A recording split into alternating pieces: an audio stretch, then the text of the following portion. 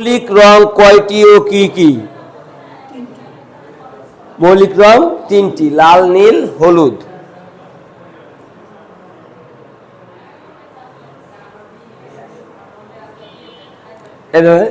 কারুশিল্প বলতে কি বোঝায়? কয়টি ও কি কি? লাল, নীল, হলুদ।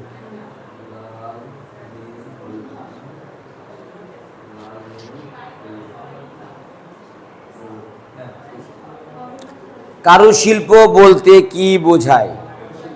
কারুশিল্প বলতে কি বোঝায়?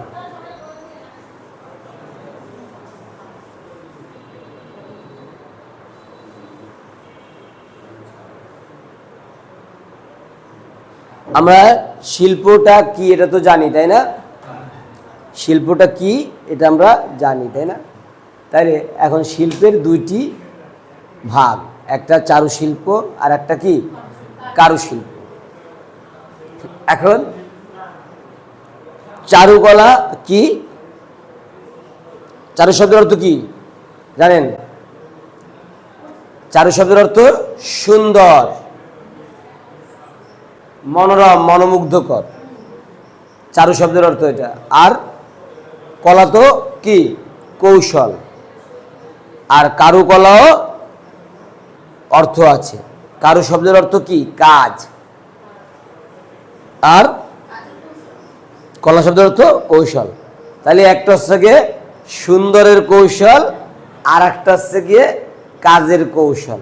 কিন্তু যেটা কাজের কৌশল সেইটার মধ্যেও কিন্তু ওই সুন্দর আছে, সেই সুন্দরটা কিন্তু এটার মধ্যেও আছে। আর একটা বিষয় হচ্ছে গিয়ে পয়েন্ট, নোটেড দ্য পয়েন্ট, কারুকলা হতে হলে সেটা দৈনন্দিন জীবনে ব্যবহার্য হতে হবে। দৈনন্দিন জীবনে ব্যবহার্য হতে হবে। তাহলে আমরা সংজ্ঞায়িত আকারে বলতে পারি কারু শব্দের অর্থ কাজ, আর শিল্প কি সৃষ্টিশীল কি সৌন্দর্য। কৌশল হচ্ছে কলা শব্দের অর্থ কৌশল। এখানে বলছে কারুশিল্প কি? যখন কারুশিল্প পড়ছি তখন হচ্ছে গিয়ে কাজ এবং কি সৌন্দর্য এবং সৃষ্টিশীল কর্ম, তাই না? কারুশিল্প বলতে কি সুন্দর, মনোরম, মনোমুগ্ধকর, সৃষ্টিশীল কর্ম। এক সুন্দর কথায় বলতে পারি, তাই না? কারুশিল্প বলতে বোঝায় সুন্দর, মনোরম, মনোমুগ্ধকর, সৃষ্টিশীল কর্ম।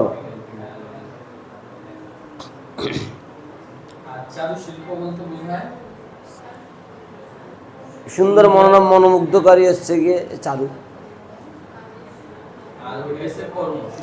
আর এই কারুশিল্পের মধ্যে সেটা কি দৈনন্দিন জীবনে ব্যবহৃত হতে হবে।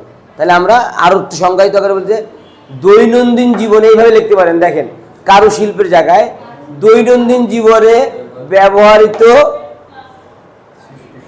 সৃষ্টিশীল, মনোমুগ্ধকর, সুন্দরতম কর্মই কারুশিল্প।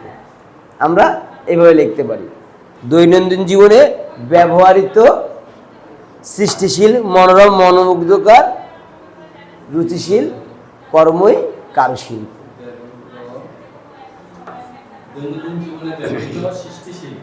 সুন্দর, মনোরম, মনোমুগ্ধ, সৃষ্টিশীল কর্মই কারুশিল্প।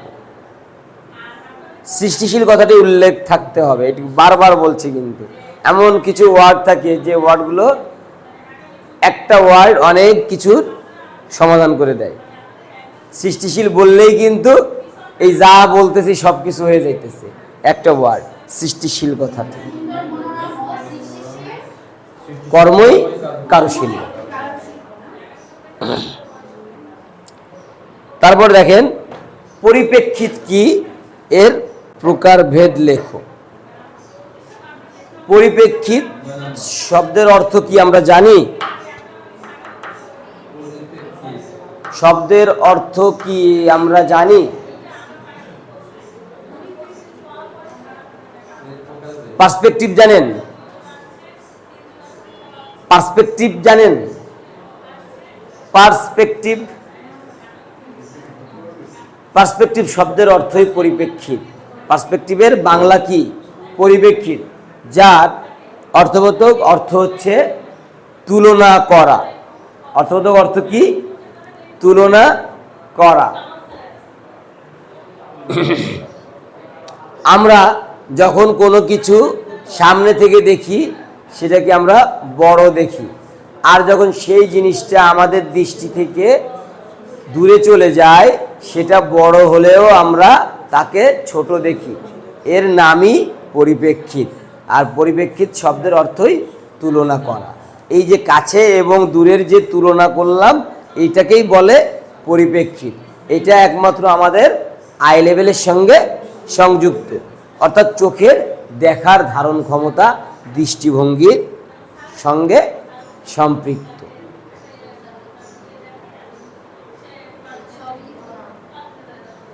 বুঝতে পারছেন তো যেটা বলছি? এইটা হচ্ছে বোঝার জন্য। আপনারাও চাইছে পরিপ্রেক্ষিত কি? আমি শুনে পরিপ্রেক্ষিত শব্দের পরিপ্রেক্ষিতের ইংরেজি রূপ হচ্ছে পার্সপেক্টিভ, যার অর্থ তুলনা করা।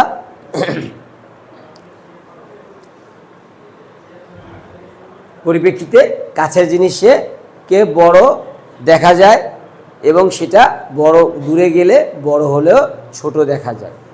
এটা জাস্ট একটা উদাহরণ। আর এর প্রকারভেদ, এর প্রকারভেদ কি? পরিপ্রেক্ষিত কত প্রকার?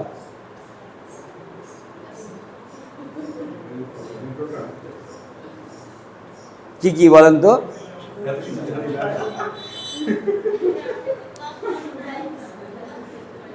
পরিপ্রেক্ষিত দুইভাবে হয়, তাই না? না, পরিপ্রেক্ষিত তিন রকম।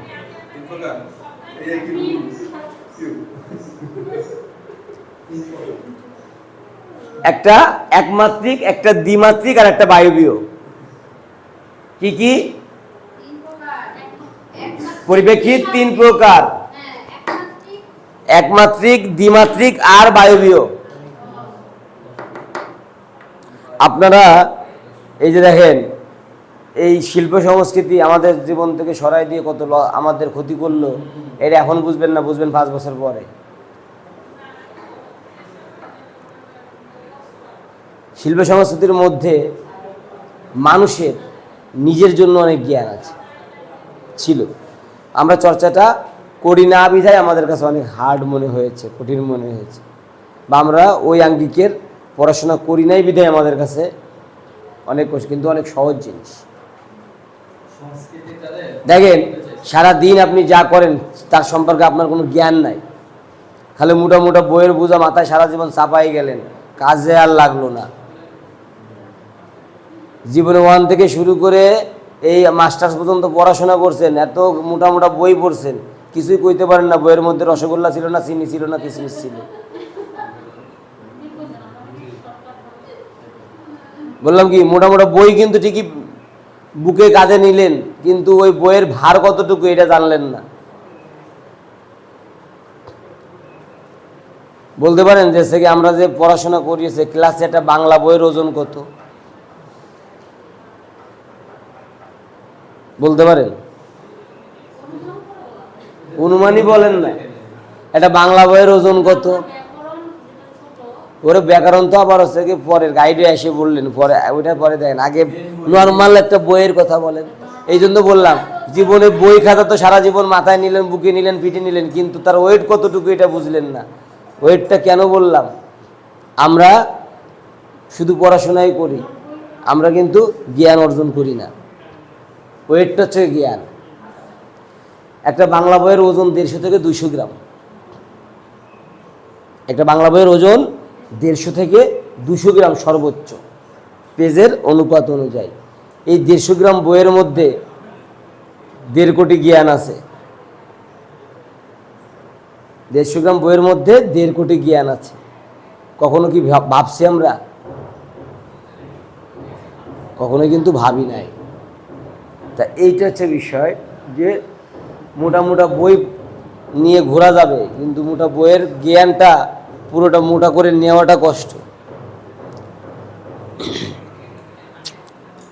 তারপর দেখেন কি বলছে, আদর্শ ড্রয়িং চিত্র কাকে বলে? আদর্শ ড্রয়িং চিত্র। আর আদর্শ বলতে আমরা কি বুঝি?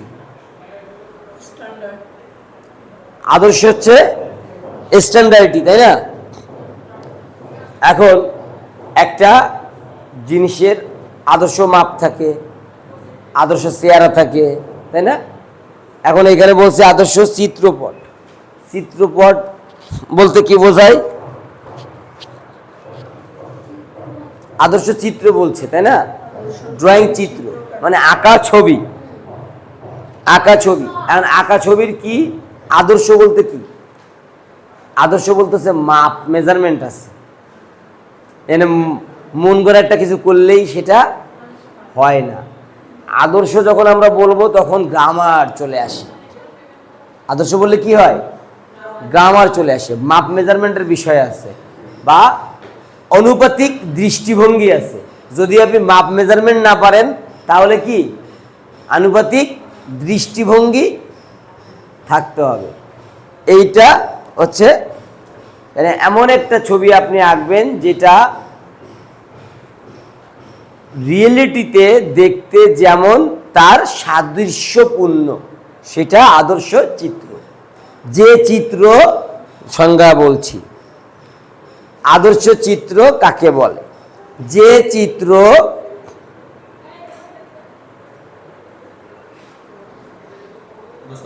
রিয়েল বাস্তব বস্তুর সঙ্গে কি সাদৃশ্যপূর্ণ।